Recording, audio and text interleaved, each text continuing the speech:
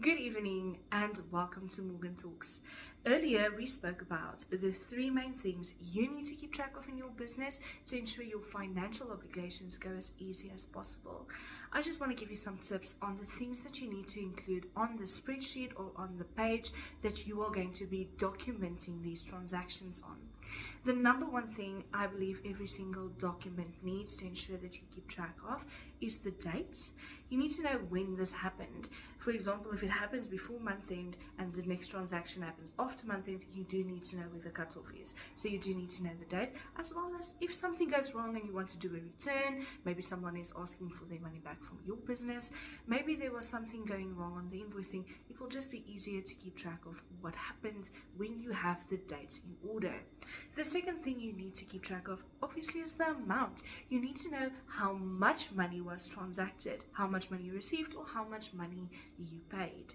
The third most important thing that you really need to include on every single place that you are tracking your money is the parties involved. If you paid someone, you need to know who the person is you paid. Let's say, for example, you bought a mug from XYZ store. Maybe it was for your business, maybe you are selling mugs. Now you're going to write the date on which this happens. Let's say, for example, it happened today on the 15th of October. So you are going to write down 15 October. You're going to write down the amount. Let's say, for example, that it was 20 Rand. You're going to write down your 20 Rand, and then you're going to write the XYZ store. The fourth thing you need to keep track of is what happened in this transaction. This doesn't need to be a very detailed description.